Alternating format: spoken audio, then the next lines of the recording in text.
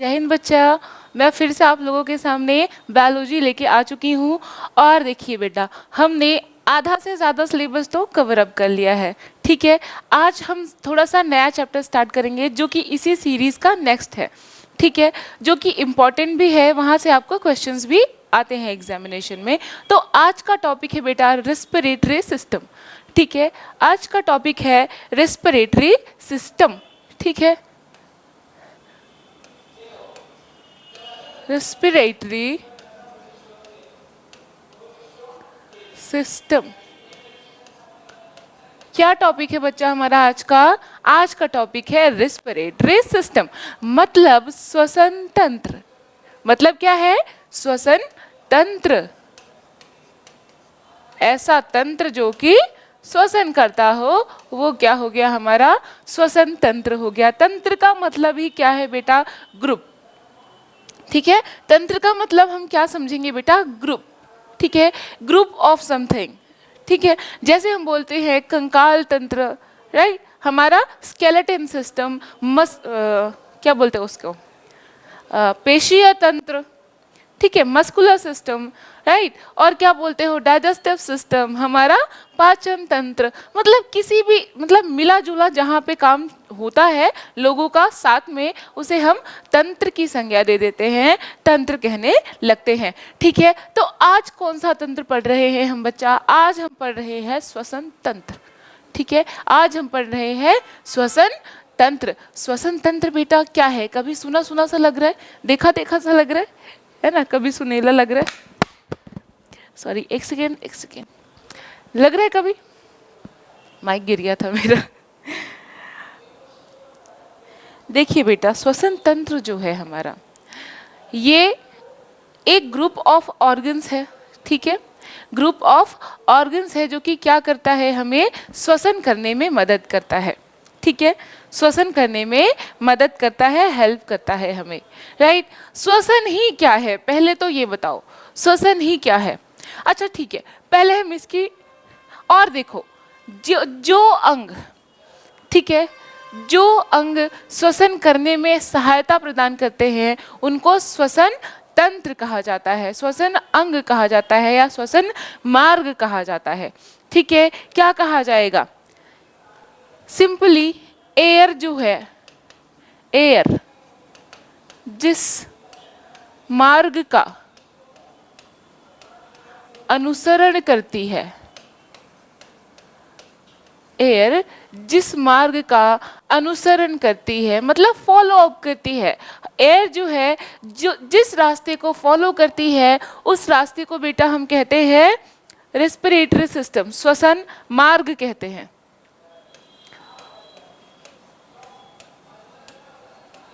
उसे रेस्पिरेटरी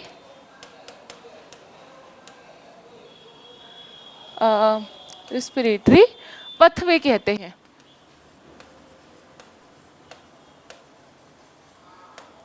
क्या कहेंगे बेटा? जो एयर है, अच्छा एक बात बताओ मैम, एयर क्यों बोल रही हो आप? सांस को मतलब श्वसन की बात कर रही हो और एयर के बारे में क्यों बात कर रही हो? देखिए बेटा, हमारे शरीर में दो टाइप की चीज़ें पाई जाती हैं, यहाँ ही ज़रा क्लियर करो। एक चीज़ यहाँ पे क्लियर करो। क्लियर क्या है? यहाँ हम दो कॉलम बनाते हैं, एक तरफ लिखेंगे हम ब्रीदिंग, ब्रीदिंग, एक तरफ लिखेंगे रेस्पिरेशन। रेस्पिरेशन को हम सबको पता है श्वसन कहा जाता है, ब्रीदिंग को बेटा श्वासोच्छ्वास कहा जाता है, श्वासोच्छ्वास। ठीक है, श्वासोच्छ्वास कहा जाता है। ठीक है, इनहेल जब आप करते हो, अभी मैं समझाऊंगी, घबराना नहीं। इनहेल जब आप करते हो उसे निश्वसन कहते हैं, निश्वसन कहते हैं। एक्सहेल जब आप करते हो, एक्सहेल, उसे निःश्वसन कहते हैं, निःश्वसन कहते हैं। क्लियर है ये बात? अब समझो, ये जो हमने इसे दो भागों में क्या किया? डिवाइड किया। क्यों किया? देखिए बेटा, कई बार कहा जाता है कि क्या डिफरेंस है आखिर इसका, हमने अलग अलग क्यों रखा, श्वसन ही क्या सांस लेना नहीं है या फिर सांस लेना ही श्वसन नहीं है? नहीं बेटा, बड़ा डिफरेंस है यहाँ पे। श्वसन का मतलब बड़ी प्रोसेस हो गई, ऑक्सीजन का इनटेक, मतलब बॉडी के सेल लेवल तक पहुंचना, वो सब आ जाता है। लेकिन सॉरी, जैसे ही हम सांस लेने की बात करते हैं, ब्रीदिंग की बात करते हैं बेटा, तो ब्रीदिंग क्या है? सिर्फ और सिर्फ सांस को अंदर लेना, सांस को बाहर छोड़ना। इसको जब आप सांस को अंदर लेते हो उसको इनहेल कहा जाता है, जब सांस को आप बाहर छोड़ते हो उसको एक्सेल कहा जाता है। एक बार करके देखो, इनहेल एक्सेल, ठीक है। सांस अंदर भरना इज इनहेल, सांस बाहर छोड़ना इज एक्सेल। तो सांस जब आप अंदर ले रहे हो बेटा, उसको निःश्वसन हिंदी में कहा जाता है, निःश्वसन इसको एक्सेल को कहते हैं जब आप सांस को बाहर छोड़ रहे होते हो। बस इतनी सी प्रक्रिया है हमारी श्वासोच्छ्वास की, ठीक है। बस इतनी सी प्रक्रिया है श्वासोच्छ्वास की, ठीक है। सांस लेना यही है, ठीक है। श्वासोच्छ्वास या सांस लेना भी कहा जाता है इसको, सांस लेना, अरे सांस लेना, ठीक है। अब अगर आपसे कोई पूछेगा क्या श्वसन ही सांस लेना है, तो आप रोकोगे, रुको, नहीं, ठीक है, ऐसे स्टाइल में नहीं, मुझे पता है, मैं बताऊंगा, मैं बताऊंगी। क्या? देखो बेटा, सांस लेना अलग है, श्वसन करना अलग है, ठीक है। तो यहाँ पे आई होप ये चीज क्लियर है। सांस लेना क्लियर हो गया ना, श्वासोच्छ्वास, अरे सॉरी, रेस्पिरेशन तो हम आगे पढ़ ही रहेंगे ना, इसका पूरा का पूरा तंत्र पढ़ेंगे हम, ठीक है। इसका पूरा का पूरा हम तंत्र पढ़ने वाले हैं बेटा, ठीक है, ठीक है ना। तो क्या हम इसको लिखना शुरू करें? यस मैम, लिखना शुरू करते हैं। तो इसको किनारे कर देते हैं और रेस्पिरेशन के आगे हम लिखना शुरू करते हैं। सबसे पहले तो हम लिखेंगे बेटा, रेस्पिरेशन एक ऑक्सीडेशन रिएक्शन होती है। क्या होती है? ऑक्सीडेशन रिएक्शन होता है। ऑक्सीकरण अभिक्रिया होगी, ऑक्सीकरण अभिक्रिया है। कभी भी क्वेश्चन अगर आपसे पूछ लिया जाता है कि भाई एक बात बताओ, रेस्पिरेशन कौन सी प्रोसेस है, या फिर ऑप्शंस दे दिए जाते हैं, तो आप ऑप्शन में लिखोगे, लिखना तो नहीं है आपका, डिस्क्रिप्टिव तो क्वेश्चन आते नहीं है, आपको टिक करना होता है। तो आप टिक करोगे कौन सी? ऑक्सीकरण, ठीक है, कौन सी है? ऑक्सीकरण रिएक्शन है। नेक्स्ट, ये क्या होती है? इससे हमको बेटा मिलती है क्या? इससे हमको ऊर्जा और ऊष्मा मिलती है, इससे हमको एनर्जी एंड हीट मिलती है, एनर्जी एंड हीट मिलती है, मतलब ऊर्जा तथा ऊष्मा मिलती है। क्या लिख रही हो बेटा? हिंदी लिखना बड़ा ही डिफिकल्ट हो जाता है। खैर ये अच्छी चीज़ है, ये हमारी मातृभाषा है, मैं नहीं कह रही गलत है। लाइक चीज़ें देखिए, जब आप साइंस पढ़ते हो तो वहाँ पे डायरेक्ट हिंदी नहीं पढ़ाई जाती है, चाहे आप कह सकते हो विडंबना है हमारे देश की, ठीक है। तो हम इंग्लिश में पढ़ते हैं चीज़ें, तो थोड़ा सा डिफिकल्ट होता है, ठीक है। ऊर्जा तथा ऊष्मा प्राप्त होती है ना,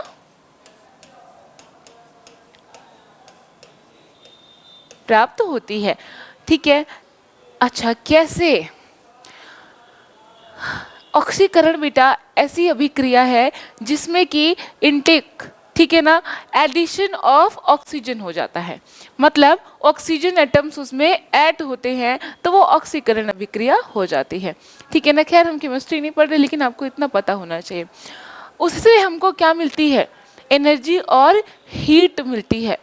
आपको पता है विदाउट रेस्पिरेशन हमारे शरीर में ऑक्सीजन नहीं जा सकती, ठीक है, अभी मैं टोटल आपको पथवे लिखाऊंगी, मार्ग लिखाऊंगी, किस किस अंगों से होके हमारी एयर जो है हमारे शरीर में प्रवेश करती है। और ऑक्सीजन का मेन लक्ष्य क्या होता है?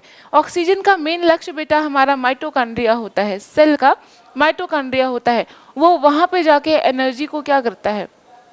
इंड्यूस करता है, एनर्जी बनाता है ना। ऑक्सीजन अंदर जाएगी तो वो क्या बनाएगी? एटीपी, एटीपी से ग्लूकोज, ग्लूकोज से हमको एनर्जी मिलती है।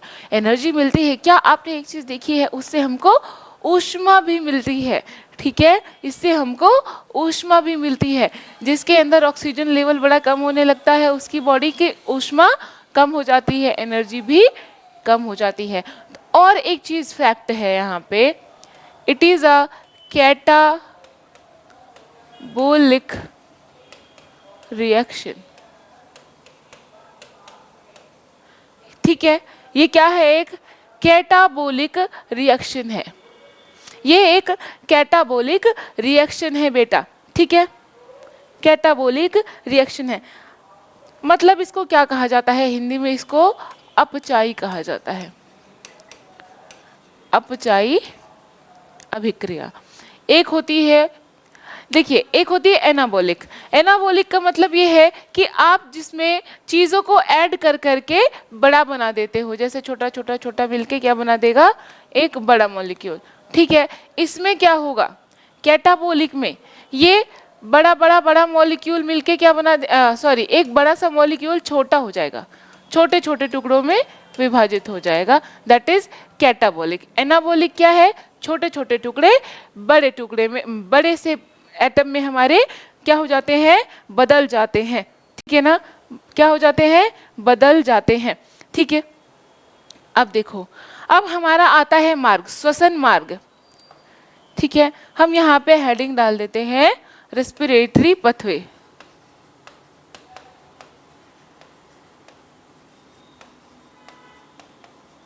रेस्पिरेटरी पथवे, श्वसन मार्ग, श्वसन मार्ग। इसमें नंबर वाइज लिखते चलेंगे कि किस किस मार्ग से होता हुआ हमारा एयर जो है हमारे शरीर में क्या करती है बेटा? एंटर करती है। नंबर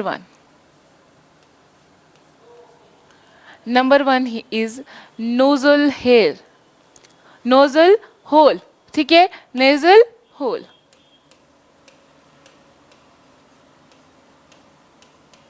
नासा छिद्र, वो वाला नासा मत समझ लेना बेटा, स्पेस एजेंसी वाला, बिल्कुल भी नहीं। ये नासा मतलब नाक की बात हो रही है, ठीक है। नासा मतलब हमारी नोज की, यानी कि नाक की बात हो रही है बेटा।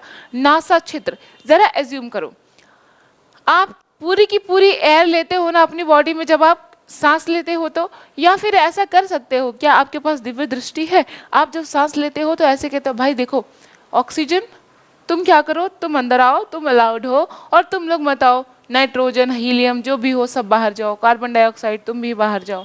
ऐसा कर सकते हो क्या? नहीं कर सकते हैं हम बेटा, हम लोग तो नॉर्मल ह्यूमन बीइंग्स हैं।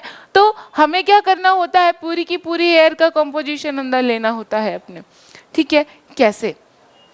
एयर बेटा एक हमारी मतलब विलयन होती है, ठीक है, समांगी मिश्रण होती है, ठीक है, होमोजेनस मिक्सचर होती है एयर। उसमें क्या क्या है? नाइट्रोजन है, ऑक्सीजन है, कार्बन डाइऑक्साइड है, हीलियम है, ऑर्गन है, सारी गैसेस मिली हुई हैं। क्या आप एयर को देख के उसमें आइडेंटिफाई कर सकते हो कि इसमें यहाँ पे नाइट्रोजन है, यहाँ पे हीलियम है, यहाँ पे कार्बन डाइऑक्साइड है? क्या आप कर सकते हो? नहीं कर सकते हैं बेटा। वो पूरी की पूरी एयर हम अपनी सांस से अंदर लेते हैं। सांस खींचते कहाँ से हो बेटा? कभी भी देखिए स्पेसिफिक ऑर्गन के रूप में नोज नहीं कही जाती है, ठीक है। श्वसन अंग में नोज जो है वो मेन पार्ट नहीं है, क्योंकि नाक बंद कर लो मुंह से सांस ले सकते हो, मुंह बंद कर लो नाक से सांस ले सकते हो, दोनों बंद कर दो तो शायद मर जाओगे, ठीक है। तो सबसे पहला जो मार्ग होगा एयर का, वायु का, वो कहाँ से जाएगा बेटा? हमारे नोजल होल, ठीक है, यानी कि नाक के छिद्र से, नाक के छिद्र से होके जाएगा कहाँ से? नेजल ब्रिज से होते हुए, जिसको आप नासा कटाव कहते हो।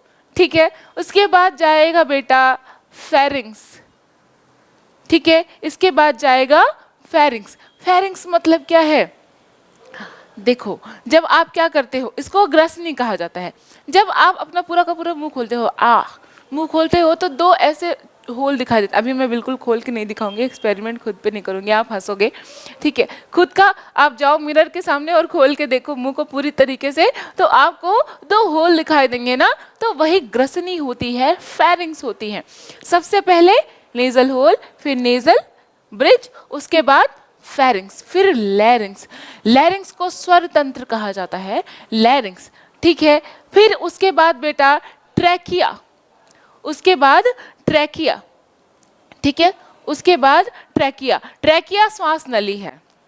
ठीक है, ट्रैकिया क्या है? श्वास नली, मतलब सांस वास आगे, जैसे हमारे यहाँ फूड, एक होती है फूड पाइप, एक होती है रिस्पिरेटरी पाइप, है ना। ट्रैकिया कहते हैं श्वास नली को, ट्रैकिया कहते हैं, और ईसोफेगस कहते हैं फूड पाइप को।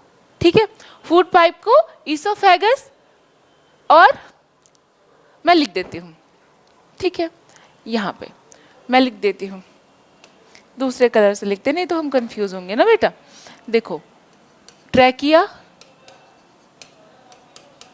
Trachea is equal to respiratory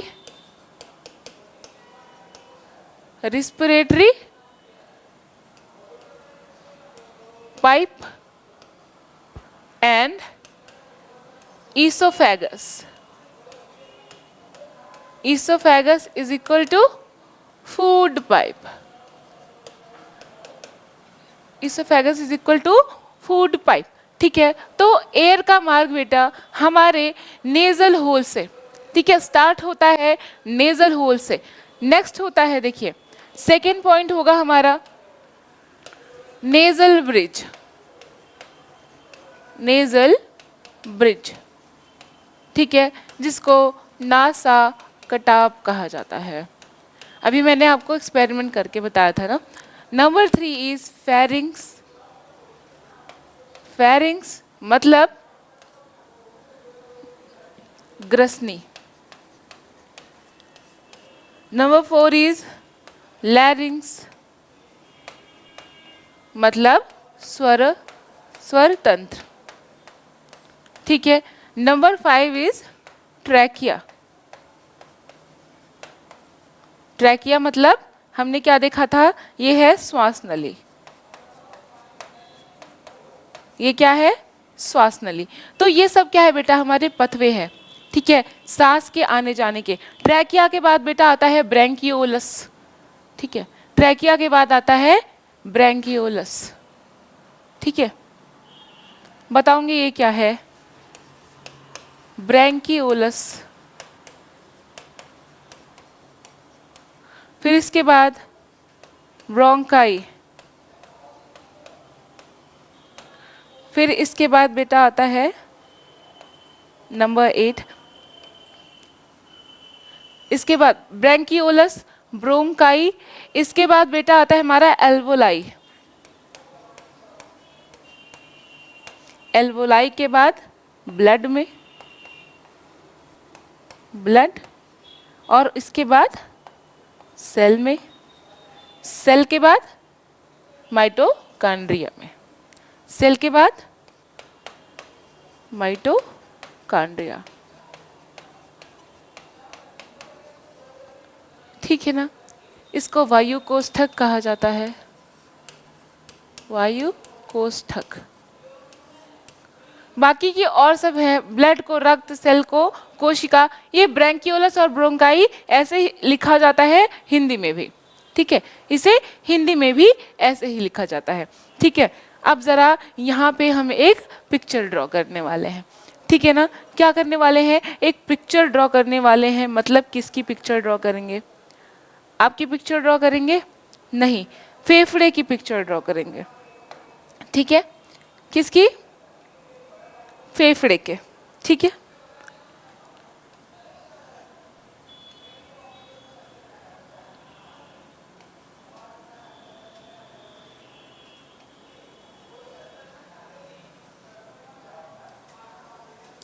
पता है 2 होता है ना हमारे पास फेफड़ा, सबके पास 2-2 है, किसी के पास एक तो नहीं।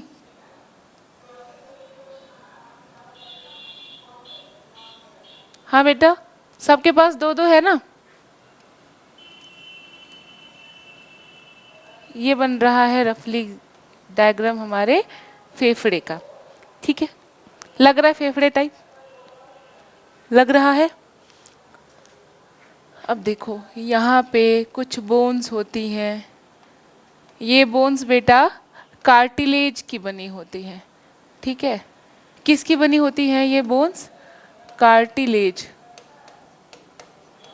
कार्टिलेज एक अस्थि का प्रकार होता है, हड्डी का प्रकार होता है। हमारे शरीर में बेटा कई प्रकार की हड्डियां होती हैं जो सॉफ्ट होती हैं। कार्टिलेज एक टाइप है जो कि मतलब सॉफ्ट बोन्स होती है हमारी, है ना। अच्छा ये क्या है, मैं ये पहले लिख दूं। ये बेटा पूरा का पूरा ये जो पार्ट है इसको हम ट्रैकिया कहते हैं, इसी की बात मैं कर रही थी, यानी कि हमारी रिस्पिरेटरी पाइप, श्वास नाल जिसको आप कहते हो, ठीक है। ये क्या है? हमारी श्वास नाल है, ठीक है। और देखो अभी यहाँ पे हम फूल गुलदस्ता सब बनाने वाले हैं, ठीक है। क्या बनाने वाले हैं इसी में? फूल गुलदस्ता, कोई खिल ना जाए यहीं, ठीक है। सच में फूल नहीं है, ये मत समझना कि मैं यहाँ पे फ्लावर्स ड्रॉ कर रही हूँ, बॉटनी थोड़ी पढ़ रहे हैं हम बेटा। इसको हम कहते हैं, देखो हर एक जो हमारा इंटरनल ऑर्गन है उसको एक अलग टाइप के मेम्ब्रेन से क्या किया गया है? ढक दिया गया है, ठीक है, प्रोटेक्शन दी गई है। ये जो इसके ऊपर एक मेम्ब्रेन लगी हुई है ना, ये लेयर, इसको प्लूरा मेम्ब्रेन कहा जाता है, ठीक है। फेफड़े को प्रोटेक्शन देने वाली जो हमारी मेम्ब्रेन है इसको प्लूरा मेम्ब्रेन कहा जाता है। ये तो हमारी ट्रैकिया है ही, ठीक है, ये है हमारी ट्रैकिया। अच्छा, ट्रैकिया के अंदर ये जो बोन्स बनी हुई है ये कार्टिलेज की बनी होती है, यह अस्थि का एक प्रकार होता है, ठीक है। साथ ही साथ अब देखो ये हमारा ब्रोंकाई है, ब्रैंकियोलस, ब्रैंकियोलस, ठीक है। और ये क्या है बेटा? ब्रोंकाई है। ये मत सोचना इसमें कुछ और होगा, सेम यही यहाँ पे भी है, यहाँ पे भी है। ये है ब्रोंकाई, ये है ब्रैंकियोलस से फर्दर डिवाइड होके बना है ब्रोंकाई, ठीक है। और ये क्या है? एल्वोलाई। ये क्या है बेटा? एल्वोलाई है, ठीक है ना। क्या है ये? एल्वोलाई है, ठीक है। एक चीज को तो हम भूल रहे हैं यहाँ पे, वो होता है यहाँ पे ऐसा। आप सब गेस करो ये क्या स्ट्रक्चर हो सकता है बेटा? ये हमारा डायाफ्राम है, ठीक है। क्या है? ये है हमारा डायाफ्राम। डायाफ्राम बड़ा ही इंपॉर्टेंट ऑर्गन है बेटा हमारे शरीर का, डायाफ्राम, ठीक है। अब इसे पिक्चर से आप टोटल समझ जाओगे, हर चीज समझ जाओगे, ठीक है। जरा समझो, ये रहा हमारा, मान लो समवेयर यहाँ पे हमारी नेजल होल थी जहां से हमारी एयर होके गई, ठीक है। नेजल होल के बाद नेजल ब्रिज, ठीक है। नेजल ब्रिज के बाद फेरिंग्स, फेरिंग्स के बाद लैरिंग्स, लैरिंग्स के बाद ट्रैकिया, ट्रैकिया के बाद कहाँ जाएगी एयर बेटा? ब्रोंकाई, ब्रैंकियोलस में जाएगी। मतलब कि ये देखो ट्रैकिया, ट्रैकिया के बाद कहाँ जाएगी? ब्रैंकियोलस में, ठीक है। यहाँ दोनों तरफ क्या हो जाएगी? यहाँ से मान लो एयर आ रही है, ठीक है, ठीक है। तो अब यहाँ आ गई, ठीक है, ब्रोंकाई में आई, उसके बाद अब आ जाएगी ब्रैंकियोलस में फर्दर, ठीक है। कहाँ आ जाएगी? ब्रैंकियोलस में। ब्रैंकियोलस के बाद ये जो एल्वोलाई बने हुए हैं यहाँ आ जाएगी, ठीक है। एल्वोलाई में ही हीमोग्लोबिन बैठा रहता है, वेट करता रहता है बेचारा। कौन? HB, हीमोग्लोबिन बैठ के वेट करता रहता है, भाई क्या ऑक्सीजन आई, क्या ऑक्सीजन आई, आई कि नहीं आई। तो जैसे ही ऑक्सीजन आती है बेटा, हीमोग्लोबिन अपने साथ पकड़ के लेके जाता है। ये वाला फैक्ट मैंने आपको पहले भी बताया था जब मैं ब्लड पढ़ा रही थी कि देखो हीमोग्लोबिन की टेंडेंसी ये है कि वो अपने मतलब अच्छे मित्र से ज्यादा शत्रु को चाहता है। मतलब ये कार्बन डाइऑक्साइड, ऑक्सीजन, सबसे ऑक्सीजन तो इसका प्रिय मित्र है, लेकिन इन सब को छोड़ के किसको पसंद करता है? 200 गुना पसंद करता है CO को, यानी कि कार्बन मोनोऑक्साइड को ज्यादा पसंद करता है। ठीक है, ये तो मैंने आपको बताया था, समझाया था। ठीक है, तो इसी एल्वोलाई में, अच्छा एक चीज और यहीं से एडिशन समझो, जो कोविड-19 था ना बेटा, कोरोना वायरस था, ये हमारे शरीर में और कहीं हाथ में चिपका हो, डाइजेस्टिव सिस्टम में चला जाए, वहाँ वो कोई नुकसान हमको पहुँचा नहीं पाएगा। ठीक है, वो वहाँ हमें कोई नुकसान नहीं पहुँचा पाएगा। नुकसान कहाँ पहुँचाता है बेटा? नुकसान वो पहुँचाता है इसी एल्वोलाई में, क्या हो जाता है? भर जाता है।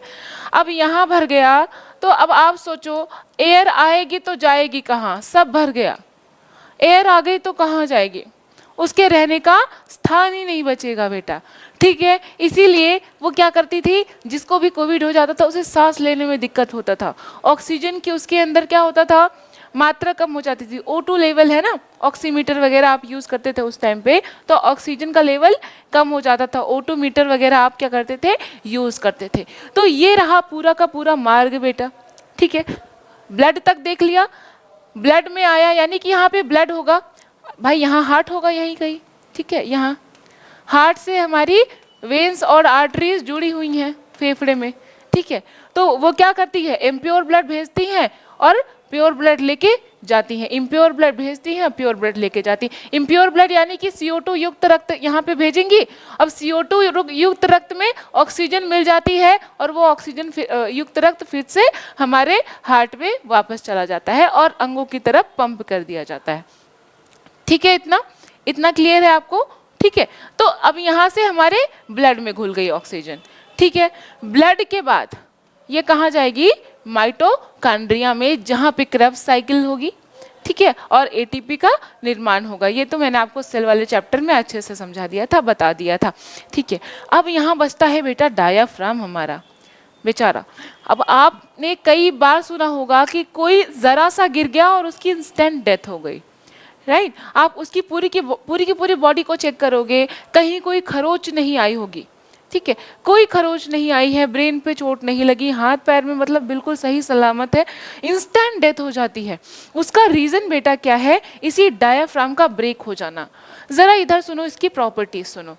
आप एक एग्जाम्पल अपने माइंड में कंसीडर करो। जैसे कोई अगर गाँव से बिलोंग करता है तो उसको याद ये समझ में आता होगा, उसने देखा होगा अपनी आँख से, अगर लोग पतरा वगैरह जो होता है ना, स्टील का टिन शेड डालते हैं अपने घर पे, टिन शेड डालते हैं या छप्पर डलवाते हैं, तो गांव के लोगों को बुलाते हैं कि भाई हमारे यहाँ क्या करवाना है? छप्पर उठवाना है या फिर टिन शेड उठवानी है।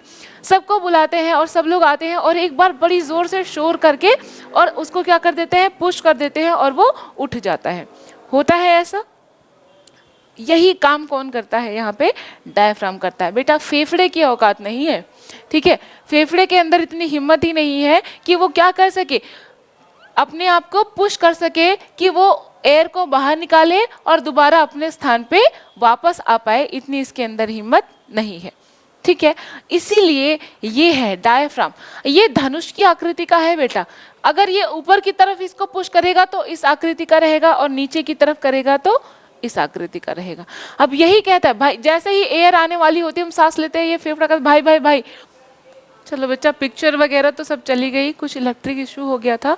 ठीक है, मैं ऐसे ही आपको समझाती हूँ। मैं आपको डायफ्राम बता रही थी, आई गेस वो चीज़ तो रिकॉर्ड हो गई होगी आपके साथ। ठीक है, मैंने आपको बाकी के सारे स्टेजेस दिखा दिए थे रिस्पिरेटरी ट्रैक के, है ना, पथवे के। ठीक है, यहाँ देखो, डायफ्राम बेटा बड़ा ही इंपॉर्टेंट पार्ट है रिस्पिरेटरी सिस्टम का। मैंने आपको वो छप्पर वाला क्या बताया था, एग्जाम्पल बताया ना, वो क्या करते हैं? धक्का देते हैं। तो हमारे फेफड़े के अंदर बेटा इतना दम नहीं, इतनी हिम्मत नहीं है कि वो खुद ब खुद क्या कर सके, एयर को पुल या पुश कर सके। ठीक है, उसके लिए क्या है? डायफ्राम है। वही क्या करता है? ऊपर धकेलता है और दोबारा नीचे रिलैक्स करवाता है। ठीक है, फेफड़ा कहता है भाई भाई एयर आ रही है, जल्दी मुझे क्या करो, ऊपर की तरफ धकेलो और फिर नीचे हो जाओ, मुझे नीचे आने दो। ठीक है, तो ये सब वो करता है डायफ्राम बेटा। अब देखो मैंने आपको शुरू में बताया, क्लाइमेक्स दिया था ना थोड़ा सा, देखो कैसे अगर किसी की डेथ होती है उसे खरोंच भी नहीं आई होती और उसकी मृत्यु हो जाती है, डेथ हो जाती है। देखो अगर उसको हल्की सी भी चोट लग गई स्टमक के पास ना, एब्डोमिनल कैविटी के पास, उसका यही डायफ्राम बेटा ब्रेक डाउन हो जाता है। ठीक है, डायफ्राम ब्रेक हो जाता है। ये टूटा तो क्या होगा, आपने सांस अंदर भरी है, वो टूट गया, हो गया, आपकी सांस रुक गई, आप नहीं बच पाओगे, आपकी मृत्यु हो जाती है। इसीलिए जो लोग छत से गिर जाते हैं, ठीक है, अब जो मतलब एकदम अमर होके पैदा हुए हैं उन्हें तो कुछ नहीं होता, लेकिन जो गिरे हैं मान लो हाथ पैर, लोग कहते हैं हाथ पैर भी नहीं टूटा, कहीं खून भी नहीं आ रहा है, पता नहीं कैसे इनकी मृत्यु हो गई, तो बेटा उसका रीजन हो सकता है यही डायफ्राम का टूट जाना। अब देखो ये डायफ्राम बेटा एब्डोमिनल कैविटी, मतलब फीमेल की बॉडी में अगर आप चेक करो तो वहां पे क्या है, यूट्रस के जस्ट पास होता है। ठीक है, यूट्रस के जस्ट पास सिचुएटेड होता है। अब एक फीमेल को बेटा अपने एब्डोमेन में, अपने स्टमक में एक बेबी को कैरी करना होता है, अगर एक प्रेग्नेंट फीमेल की बात करें तो।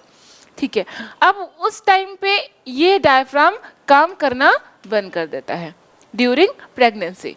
ठीक है, डायफ्राम काम नहीं करता तो क्या वो कैसे जिंदा रहती है बेटा, उस टाइम पे इनका काम हमारी रिब केज करना शुरू कर देता है।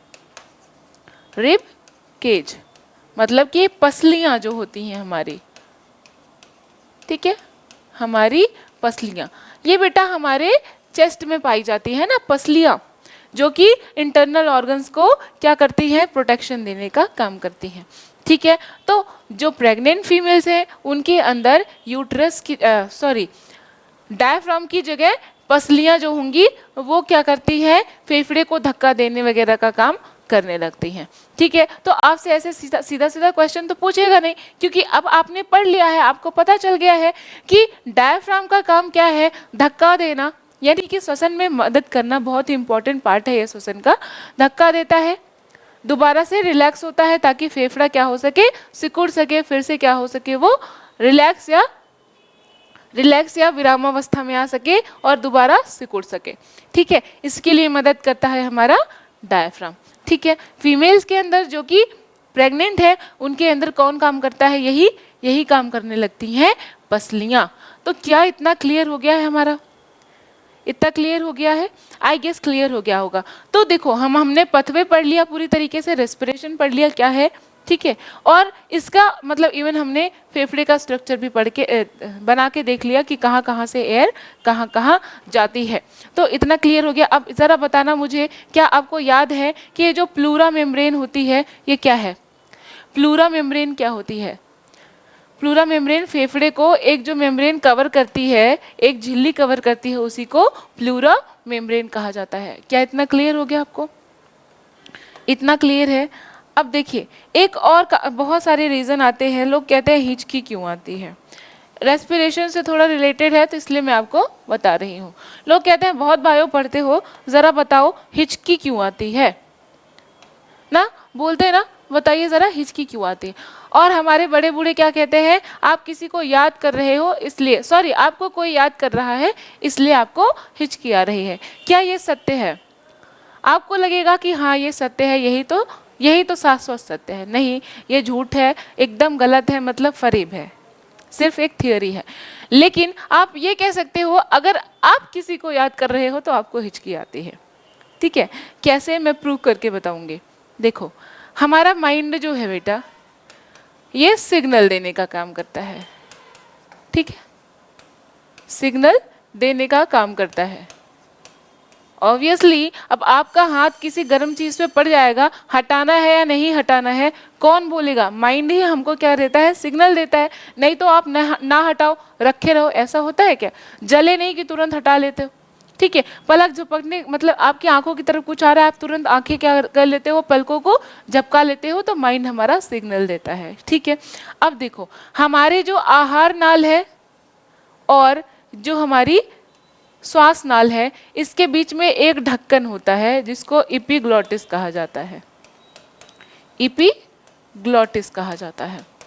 ठीक है, ये एपिग्लॉटिस बेटा बारी बारी से श्वास नाल और आहार नाल को ढकती है। एक ही ढक्कन दिया भगवान ने, यहाँ पे कंजूसी कर दी, ठीक है। उन्होंने एक ढक्कन दिया कि ये रिस्पिरेटरी मार्ग को भी बंद करेगी और श्वसन मार्ग को भी बंद करेगी जब जरूरत पड़ेगी तो, ठीक है।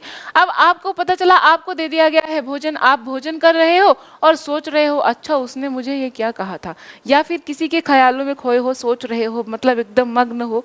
अब उस टाइम माइंड, मतलब कि ये बेचारा बीच में अटका हुआ, बोलेगा भाई माइंड सिग्नल तो दोगे, मैं किधर जाऊं, रेस्पिरेटरी ट्रैक को ढकूं, सांस वाली नली को ढकूं या खाने वाली नली को ढकूं। आप सोचे जा रहे हो, माइंड तो कहीं और व्यस्त है ना, माइंड तो कहीं और व्यस्त है, तो फिर कहाँ से वो सिग्नल दे ही नहीं पाता। अब इसको आती है गुस्सा, ये कहता चलो मेरे को जो समझ में आ रहा है मैं उसी को ढक दूंगा, ठीक है। अब ये क्या करेगा, फूड वाली नली को ही ढक देगा। आप खाना खा रहे हो, आपकी फूड वाली नली को क्या कर दिया इसने, ब्लॉक कर दिया, और इधर वाली खुल गई, मतलब कहाँ चला गया, श्वास नाल पे खाना चला गया। अब आप क्या करते हो, अब यहाँ पे मतलब फेफड़े की सारी सेल्स बैठी हुई हैं, देख अरे भाई तुम यहाँ कहाँ, मतलब तुम्हारा इधर थोड़ी रास्ता है, तुम्हारे यहाँ कोई काम नहीं है, तुम वापस जाओ वापस जाओ। तो वापस जाने के लिए ये सब क्या करती है, जोर लगा लगा के मतलब पुश करती है, तब आपको हिचकी आती है ना, हिकअप्स आती है, ठीक है। तो समझ गए, आप किसी को याद करते हो तो आपको हिचकी आती है, ना कि आपको कोई याद करता है तो आपको हिचकी आती है, ठीक है। ऐसे बैठे बैठे रहते हो ना, सलाइवा ही आपको क्या हो जाता है, फंस जाता है गले में, मतलब हिचकी आने लगेगी, आप नाक से मुंह से पानी निकालने लग जाओगे।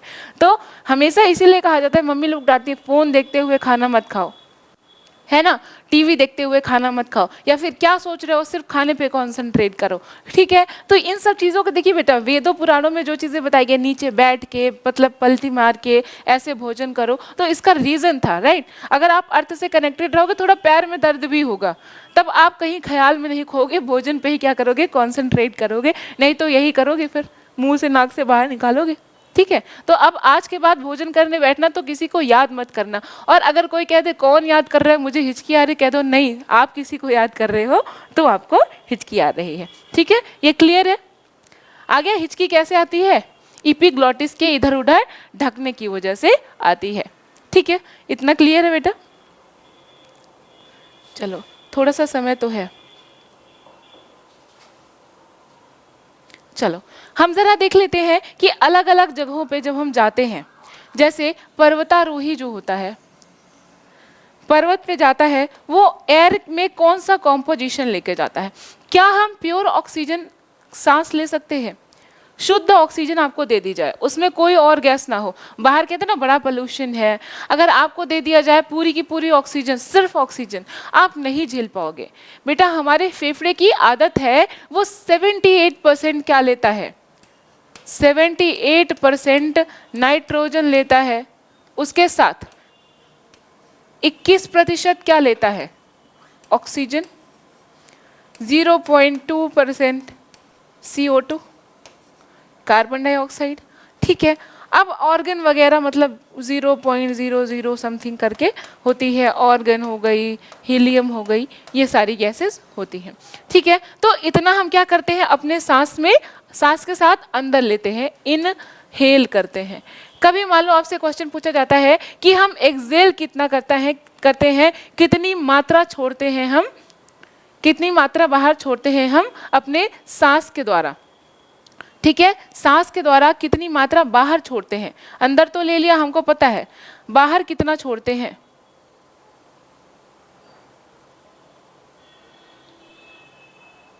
देखिए नाइट्रोजन का तो हमारे शरीर में रेस्पिरेशन में कोई काम नहीं है, ठीक है। इसको हम पूरा का पूरा 78% बाहर निकाल देते हैं, एक्सहेल, एक्सहेल मतलब बाहर निकाल देते हैं। ऑक्सीजन का काम है, ठीक है, ऑक्सीजन का बहुत सारा काम होता है, ठीक है। इसको फिर भी हम कितना छोड़ते हैं बाहर, 17%, ठीक है। CO2 की मात्रा इंक्रीज होगी यहाँ, ठीक है, CO2 की मात्रा कितनी इंक्रीज होगी, 4%, ठीक है, 4%, ठीक है, 4%, और ये सब 0 पॉइंट समथिंग कह सकते हो, 4% CO2, 17% ऑक्सीजन और 78% कार्बन डाइऑक्साइड एक्सहेल करके हम शरीर से बाहर निकाल देते हैं, ठीक है। एक टर्म आता है टाइडल वॉल्यूम, टाइडल वॉल्यूम, इसका मतलब ये है कि हमारे फेफड़े की क्षमता कितनी है, हम सांस में एक बार में कितनी सांस अपने अंदर भर सकते हैं। तो 600 ml 600 ml एयर हम एक बार में अपने अंदर भर सकते हैं। मतलब कोल्ड ड्रिंक की जो ½ लीटर वाली बॉटल है उतना एयर हम अपने फेफड़े में एक बार में भर सकते हैं। ठीक है, ये क्लियर है, ये क्लियर है। अब देखो एक टर्म यहाँ आता है, अगर आप पर्वत पे जा रहे हो, अगर आप पर्वत पे जा रहे हो तो आपके ऑक्सीजन सिलेंडर में किस किस चीज का मिक्सचर होगा। कभी भी ये मत कहना गलती से कि हम प्योर ऑक्सीजन लेके जाते हैं। प्योर ऑक्सीजन बेटा आप मतलब 2 घंटे में मरने वाले होगे, तुरंत मर जाओगे।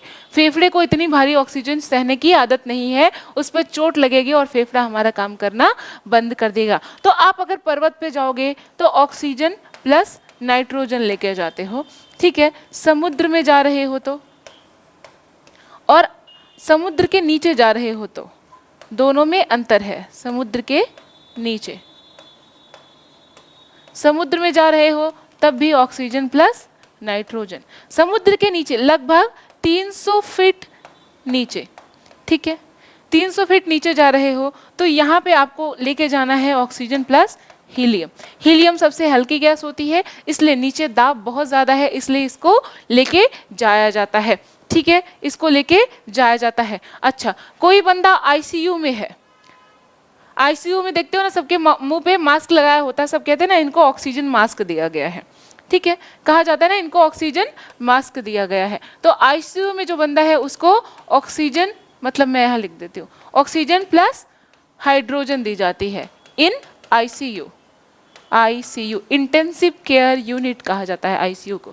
ठीक है, इंटेंसिव केयर यूनिट मतलब बंदे को बहुत ही ज़्यादा इंटेंस, मतलब कि बड़ी ही बहुत ज़्यादा केयर की ज़रूरत है। वहाँ पे कोई बैक्टीरिया एंटर नहीं करती, बहुत ज़्यादा साफ सफाई है, दुनिया भर की मशीनें लगी हुई हैं, वेंटिलेटर लगा हुआ है।